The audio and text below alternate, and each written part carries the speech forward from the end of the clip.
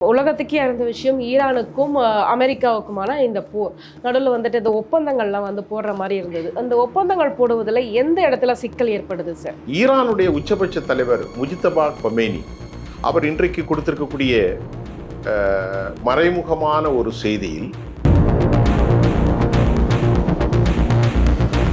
இப்போ அமெரிக்கா சாட்சிக்காரன் காலில் விழுவதை விட சண்டைக்காரன் காலில் விழுந்தது மேலே. அதனால இந்த போரை எப்படியாவது நிறுத்திடணும் அப்படின்னு சீனாவுக்கு போனாங்க. சீனா நாங்கள் ஆயுதங்களை கொடுக்க மாட்டோம்னு சும்மா வெளிப்படையாக சொன்னாங்க. ஆனால் சீனா கப்பல்கள் மூலம் ஆயுதங்களை வேற நாட்டுக்கு அனுப்பி அங்கிருந்து வருது. உங்களுக்கு புரியுன்னு நினைக்கிறேன். வடகொரியாவும் கவசான்ங்கிற பெரிய அணுகுண்டுகளை ஏவுகணைகளை கொடுத்துட்டாங்க. ஸோ அப்போ ஈரான் பின்னாடி சீனாவும் வடகொரியா ரஷ்யா இங்க கவஸ்தான் அப்படிங்கிற ஒரு ஆயுதங்களை 800 கிட்ட கொடுத்துருக்காங்களாம் பல வருஷம்.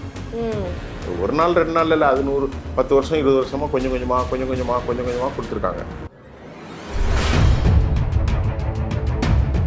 மாற்றுக்குரல் நேயர்களுக்கு வணக்கம். இன்றைய நேர்காணலில் நம்மோடு இணைந்திருக்கிறார் மூத்த பத்திரிகையாளர் திரு சுஃபியான் அவர்கள். வாருங்கள் பேசுவோம். வணக்கம் சார்.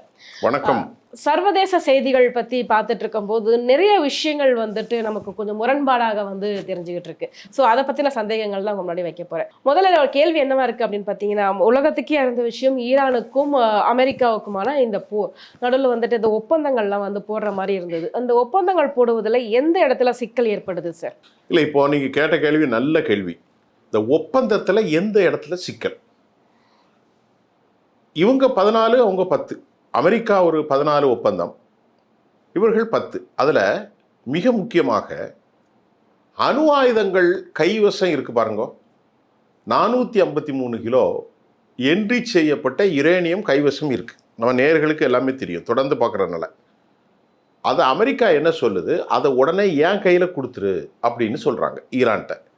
ஈரானுடைய உச்சபட்ச தலைவர் முஜித்தபா கொமேனி அவர் இன்றைக்கு கொடுத்திருக்கக்கூடிய மறைமுகமான ஒரு செய்தியில், நாங்கள் என்ரிச் செய்யப்பட்ட, அதாவது தமிழில் அதை என்ன சொல்றது, செறிவூட்டப்பட்ட அந்த அணு துகள்களை ஒருபோதும் அமெரிக்காவிடத்தில் கொடுக்க மாட்டோம். இதுதான் முதல் சிக்கல்.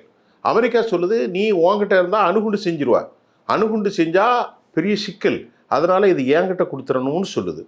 அமெரிக்காவுக்கு கொடுப்பதற்கு நாங்கள் என்ன இழிச்சவாயனா, நான் தரவே மாட்டேன் அப்படின்னு சொல்றாங்க. இதுதான் ஒப்பந்தத்தில் முதலாவது சிக்கல். இரண்டாவது பிரச்சனை என்னன்னா, ஹெர்மூஸ் வளைகுடா, ஸ்ட்ரைட் ஆஃப் ஹெர்மூஸ்ன்னு இங்கிலீஷ்ல சொல்லுவாங்க. அது ஆழம் ரொம்ப கம்மியான இடம்.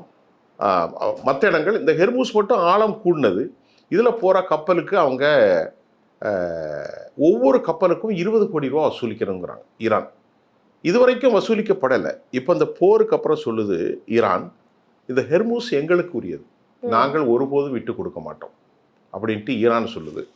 அமெரிக்காவுடைய வெளிவிவகாரத்துறை அமைச்சரோ டொனால்ட் ட்ரம்போ என்ன சொல்கிறார், ஹெர்மூஸ் வளைகுடா எல்லோருக்கும் ஆனது, அரபு நாடுகளும் சொல்லுகிறது, அதில் எப்படி நீ வசூல் பண்ணுவாங்க? ஈரான் சொல்லுது, இல்லை, ஐநா convention, law of UN convention அடிப்படையில் இது எங்களுடைய இடம், நாங்கள் தான் வசூல் பண்ணுவேன். அப்போ இந்த ஒப்பந்தத்தில் இந்த 2 பிரச்சனையும் தான் முதல்ல வெடிக்குது. அதுக்கப்புறம் எங்களோட போர் செய்ததுக்கு இழப்பீடு தரணும், யார்? ஈரான் வைக்கிறது. எங்கள் நாட்டுடைய பணத்தை முடக்கி வைத்ததை விடுவிக்க வேண்டும், எங்கள் மேலே நிரந்தரமான போர் நிறுத்த தடைகளை அமல்படுத்த வேண்டும், ஹிஸ்புல்லா இஸ்ரேலிலிருந்து தாக்குதலை நிறுத்த வேண்டும், இப்படி கண்டிஷன். இந்த பிரச்சனையில் நேற்று மாலை சவுதி அரேபியாவிலிருந்து வந்த ஒரு மிக முக்கியமான செய்தியில், பேச்சுவார்த்தைக்கு பாகிஸ்தான் தலைமை சவுதி அரேபியா, துருக்கி, எகிப்து போன்ற நாடுகள் முன்னெடுப்பதாகவும் அல் அரேபியா தொலைக்காட்சி ஒரு செய்தியை வெளியிட்டிருந்தார்கள்.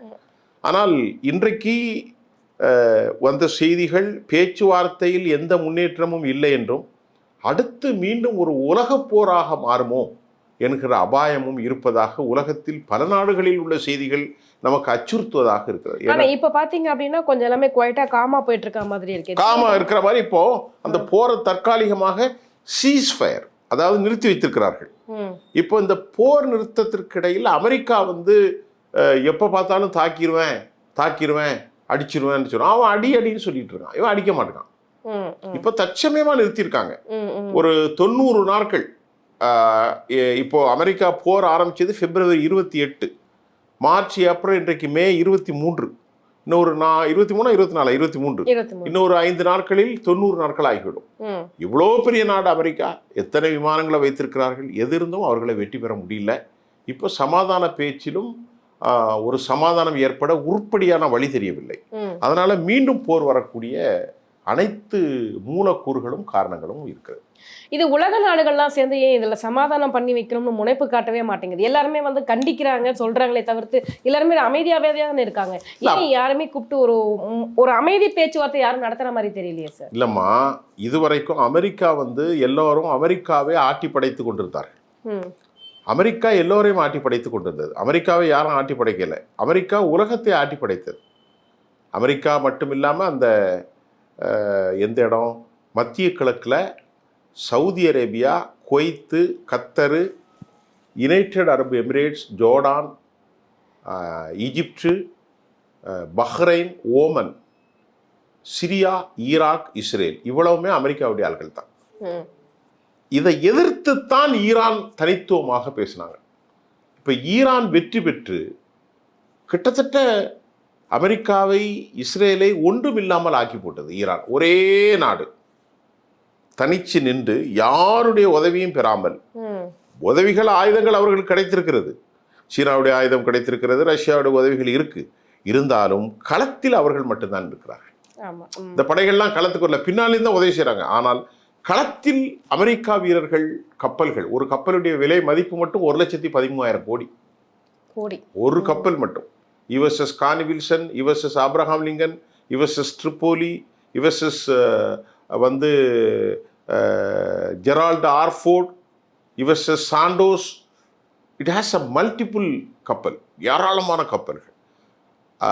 அது மாதிரி 100க்கும் மேற்பட்ட 200க்கும் மேற்பட்ட F-15, F-16, F-18, வந்து F-22 ரெஃப்டார், F-35, B-2 பாம்பர்ஸ், குண்டுகள் எல்லாம் போட்டும் 45 நாள் போராடியும் ஒன்றுமே பண்ண முடியல. கடைசியில் அமெரிக்கா இப்போ 100 லட்சம் கோடியை இழந்துட்டாங்க. எத்தனை லட்சம் கோடி? 100 லட்சம் கோடி. அதை தமிழில் சொன்னா 1 ட்ரில்லியன் அமெரிக்க டாலர்கள். இப்போ அவங்களுடைய பொருளாதாரம் ரொம்ப மோசமாக இருக்குது. அமெரிக்காவில் வந்து அவருடைய நட்பு நாடுகளாக இருந்த England, Spain, German, Italy, France, Australia, Canada, Netherlands, Denmark, Hungary, எல்லா நாடும் அமெரிக்காவுக்கு எதிராக மாறிட்டாங்க. அதனால அமெரிக்காவுக்கு கைவிட்டாங்க. அரபு நாடுகளும் அமெரிக்கா கூட இல்லை. அரபு நாடுகளுக்கெல்லாம் ஆயுதம் அவங்க கொடுத்தா தான். இப்போ ஈரான் வந்து உலகத்தில் வலிமையான ஒரு நாடாக ஆயுதத்தில் மாறிக்கொண்டிருக்கிறார்கள். இப்போ அமெரிக்கா சாட்சிக்காரன் காலில் விழுவதை விட சண்டைக்காரன் காலில் விழுந்தது மேலு. அதனால் இந்த போரை எப்படியாவது நிறுத்திடணும் அப்படின்னு சீனாவுக்கு போனாங்க. சீனாவில் போய் ஜிபிங்கோட கடந்த வாரம் பேச்சு நடத்தினாங்க. போன வாரம் அவர் சீனா வந்து நாங்கள் ஆயுதங்களை கொடுக்க மாட்டோம்னு சும்மா வெளிப்படையாக சொன்னாங்க. ஆனால் சீனா வந்து கப்பல்கள் மூலம் ஆயுதங்களை வேற நாட்டுக்கு அனுப்பி அங்கிருந்து வருது. உங்களுக்கு புரியுன்னு நினைக்கிறேன். வடகொரியாவும் கவசான்கிற பெரிய அணுகுண்டுகளை ஏவுகணைகளை கொடுத்துட்டாங்க. சோ அப்ப வந்து ஈரான் பின்னாடி வந்துட்டு சீனாவும் வடகொரியாவும், வடகொரியா, ரஷ்யா. சோ இந்த 3 நாடுகளுமே வந்து ரொம்ப ஸ்ட்ராங்கா நிக்கிறாங்க, ஸ்ட்ராங்கா இருக்காங்க. உங்களுக்கு நீங்க சொல்ல போனா அமெரிக்காவுக்கு சமமான நாடு ரஷ்யா.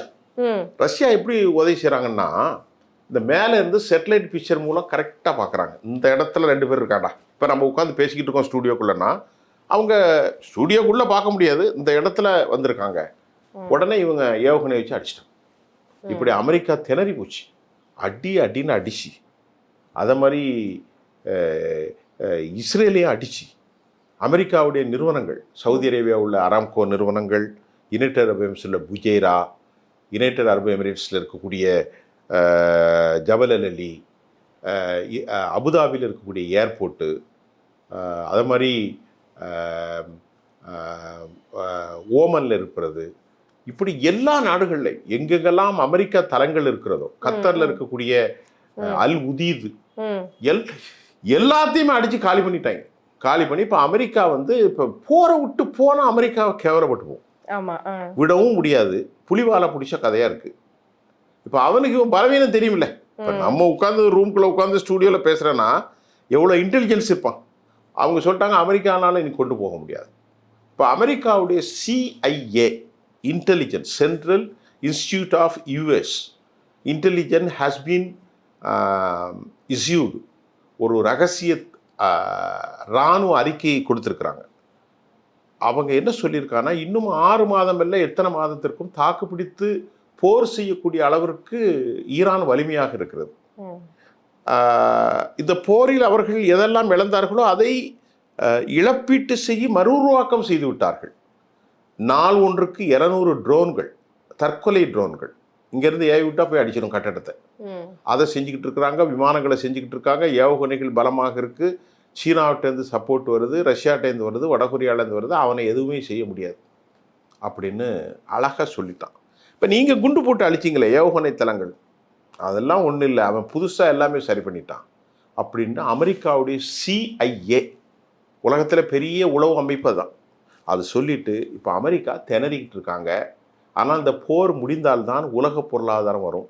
இப்போது அடுத்த கட்ட போர் தொடங்கினால், ஏன்னா அவங்கள்ட்ட ஏராளமான பாலிஸ்டிக்ஸ் மிசைல் இருக்குது, புதிய வகை ஆயுதங்களை பயன்படுத்த போவதாக அச்சுறுத்தி விட்டார்கள். ஓகே, அதனுடைய தாக்கம் பெரிதாக இருக்கும். ஆகவே அமெரிக்கா இப்பொழுது செய்வதறியாது திறந்து கொண்டிருக்கிறது. அது வடகொரியா இருக்கிறனால இன்னும் கொஞ்சம் பயமாவே தான் இருக்கும் அமெரிக்காவுக்கு இல்லையா? வடகொரியா பக்கத்துல அணு ஆயுதங்களை தயாரா வச்சிருக்கான், ரெடியா வச்சிருக்கான். ஆமா, இங்க கவாஸ்தான் அப்படிங்கிற ஒரு ஆயுதங்களை 800 கிட்ட கொடுத்துருக்காங்களாம் பல வருஷம்.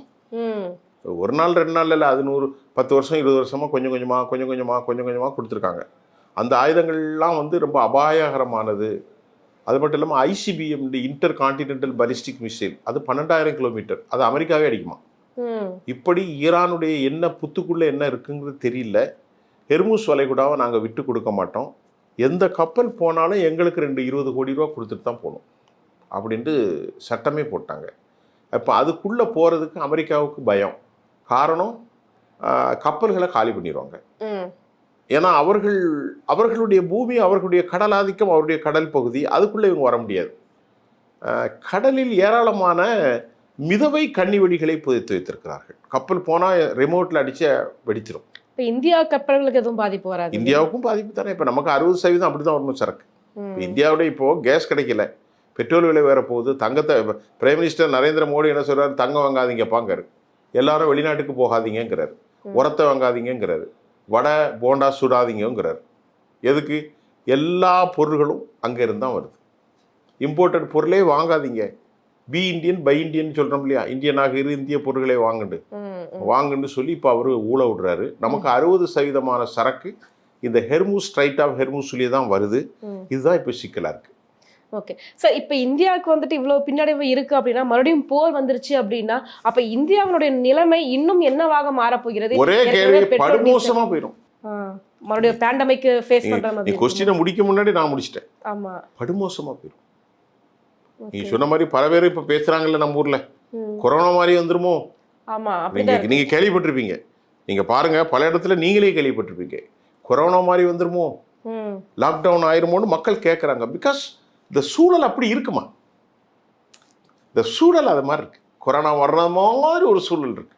ஏன்னா இப்போ பாருங்க, 25 ரூபா லிட்டருக்கு உயர்த்த போறாங்க. அதை நம்ம தனி டாப்பிக்காக பேசுவோம். இந்தியாவுடைய டாப்பிக்கை நாளைக்கு கூட தனியாக பேசுவோம். இப்போ இதோட பேச வேணாம். இப்போ உலக அரங்கத்தில் இதுதான் செய்தி.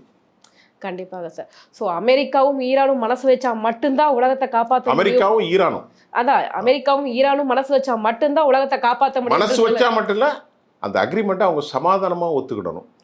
அமெரிக்கா கொஞ்சம் விட்டு கொடுத்து போகணும்.